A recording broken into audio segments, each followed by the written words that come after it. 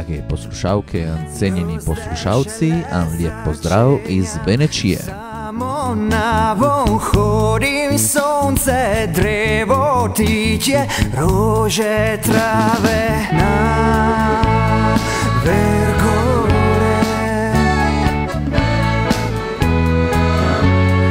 Na vrh gore.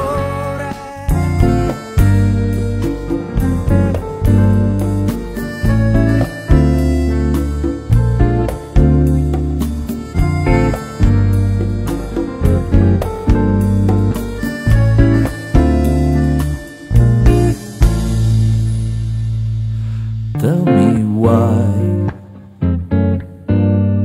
povej ti zakaj. Tell me why.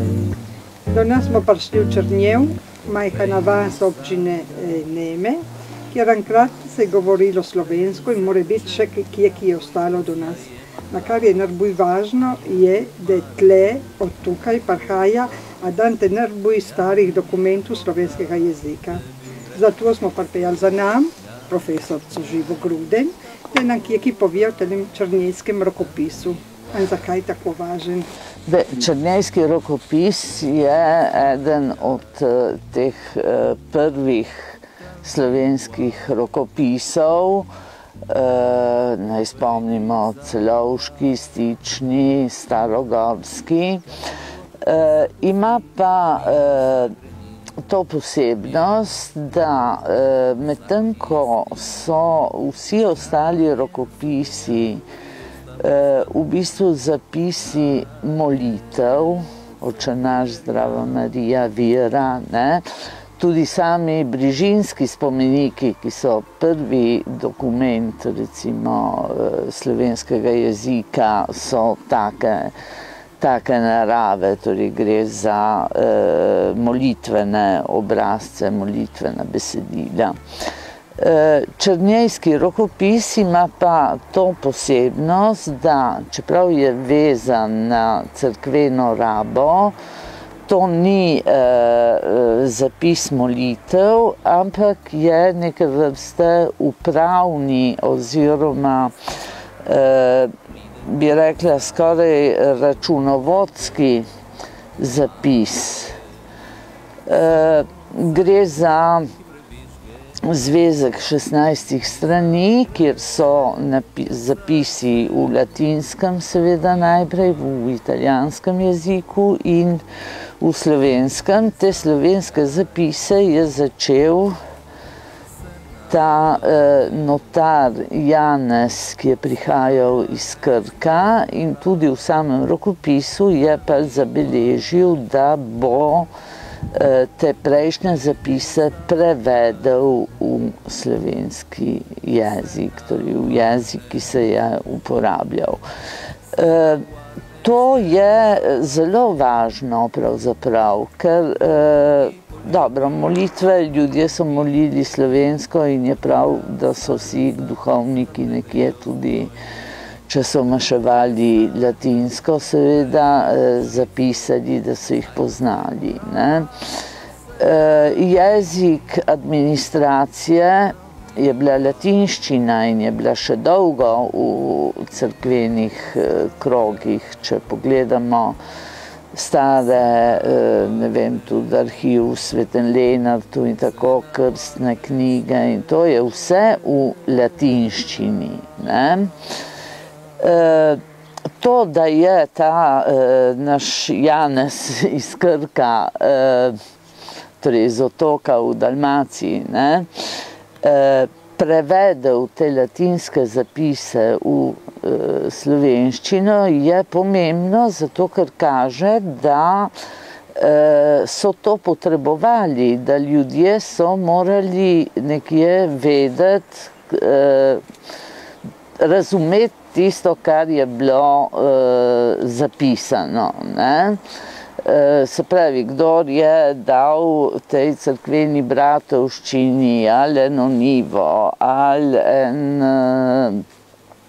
tudi take stvari kot žito, vino in podobno, je neke vrste tako hotel imeti en dokaz, da je podaril, da je to res zapisano in da je to zapisano tako, da se je dalo, da so ljudje razumeli. Ne? In torej, tole dokazuje, da so živeli Slovenci, recimo, tudi takrat že tle, ne?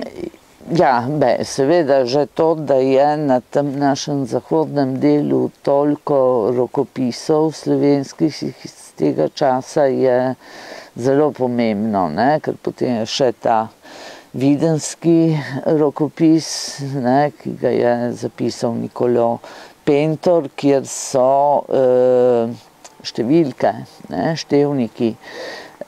In to tudi kaže, da je ta furlanski prostor imel vsaj trgovske stike z slovenskim prostorom. Ne? Kje je živa hranijo do nas tele črnjevski rokopis? Črnjevski rokopis je danes v Čedajskem muzeju. Zadnjič je izšel v tej knjigi Katapan di Črnjev, izdala je Gorska skupnost, pripravil pa Renato Piconja. In ta knjiga je seveda dragocena, ker prinaša vse posnetke, ne, vse strani rokopisa in potem ima tudi posamezne zapise, ki so tako v originalu kot prepisani. Ne? Tako da lahko sledimo tej vsebini. Vsi zapisi so v bistvu po isti formuli, ne? Se pravi ta in ta, gospodar, gospodinja, kar je pač bil po poklicu, daruje bratovščini Svete Marije v Črnjeji to in to, kar je pač bilo, in pravi zato, da se ima vsako leto brati ena maša za svojo dušo ali za duše pokojnih iz družine. Ne?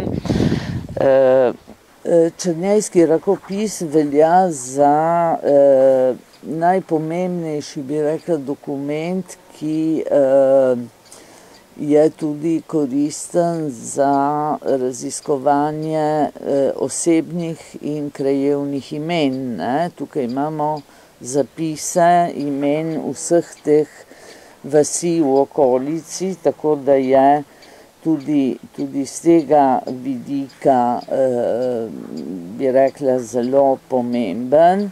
Zanimiva je tudi zgodba tega rokopisa, kaže, da je bil last Petra Podreke, ne?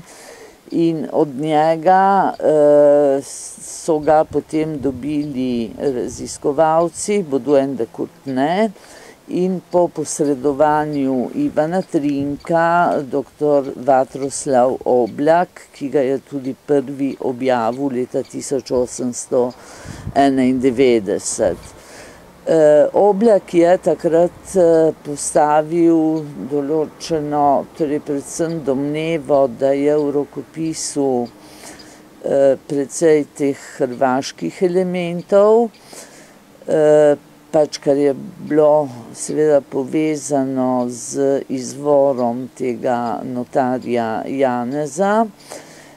No, tej domnevi Oblakovi je potem, na to je zelo hitro reagiral Karel Štrekelj. Štreklja poznamo sicer bolj po njegovi zbirki ljudskih pesmi, ne, v 4 knjigah. No, ampak on je pač dokazal v bistvu, kako so vsi ti elementi, ki jih je Oblak pripisoval hrvaščini, dejansko prisotni tudi v zahodnih narečjih, predvsem torej v terskem narečju, ne, v kateremu spada govor Črnjeje, in delno seveda tudi furlanskemu vplivu. Ne. pri nas je potem v zadnjih časih o tem rokopisu govoril pokojni profesor Pavle Mrku na prvih benečanskih kulturnih dnevih. To so bili govor, jezik in besedno ustvarjanje v beneški Sloveniji. Dragocena zbirka predavanj, ki je išla pri ZTT-ju kot izdaja študijskega centra Nediža leta 1978, se pravi, da bo kmalu 40 let tega, ampak ker gre za dejansko bistvene stvari, mislim, da bi bilo primerno, da bi to knjižico, ki je takrat išla tako v slovenščini kot v italijanščini, lahko že enkrat ponatisnili, bi bila dragocena. No, poleg Mrkuja se je vedno v zvezi z Baudouin de Courtenayem z rokopisom ukvarjala tudi Liliana Špinoci Monaj, ki je prav raziskovala, kako je ta rokopis prehajal iz rok v roke. In na koncu tudi profesor Mihajlov z Videnske univerze, tako da je stvar, bi rekla, precej raziskana, no zadnja, kot sem omenila, je pa ta izdaja Gorske skupnosti, pri kateri bi rekla, da je najbolj dragoceno to, da imamo dejansko pred očmi podobo rokopisa, tako kot je v teh fotostatičnih oziroma fotografijah samega rokopisa. Hvala, Živa. Moram reči, da smo tle pri cerkvi Svete Marije Magdalene v Črnjeju, ki je zelo lepo in ki je spadala prav v tej bratovščini. In se vrnemo še, da bomo malo pa raziskovali, kaj je ostalo slovenskega jezika še v vasi.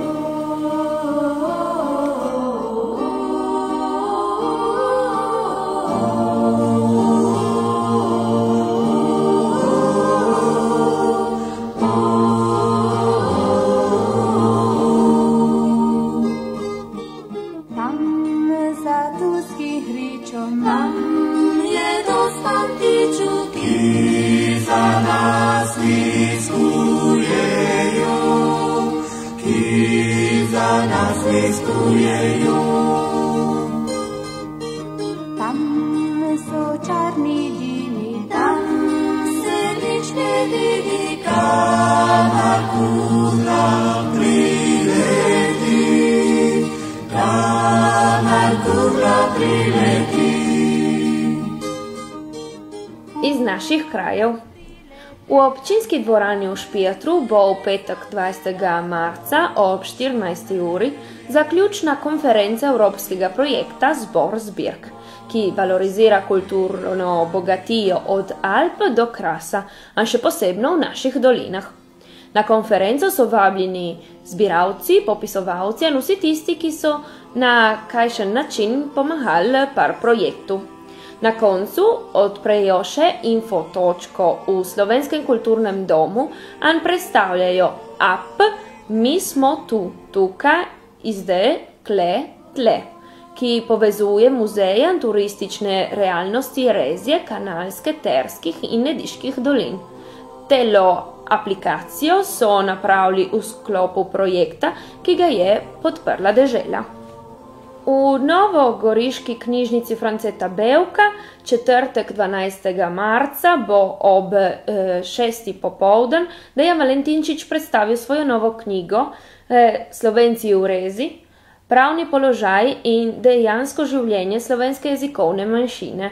Z avtorjem se bo pogovarjala novinarka slovenskega uredništva RAI Erika Jazvar.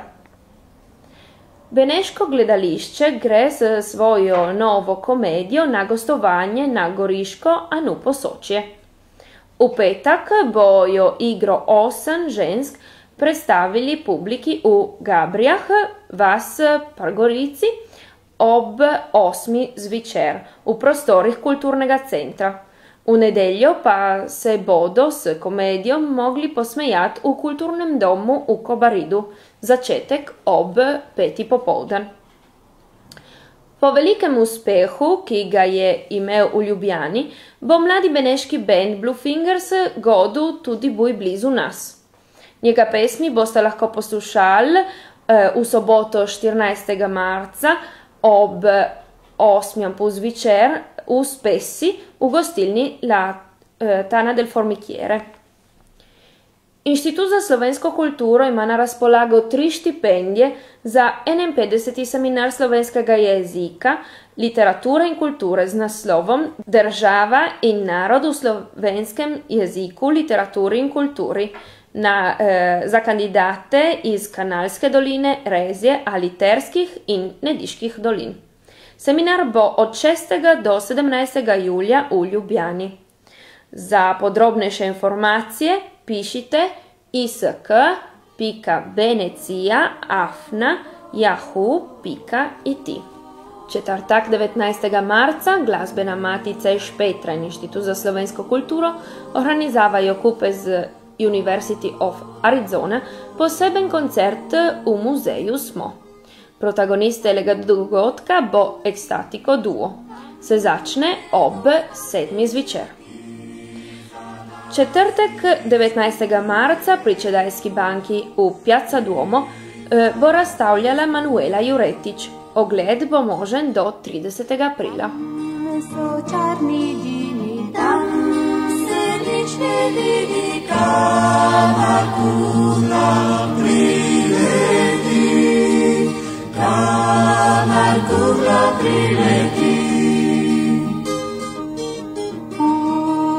Priletela, srce me zadela, močno me je ranila, močno me je ranila.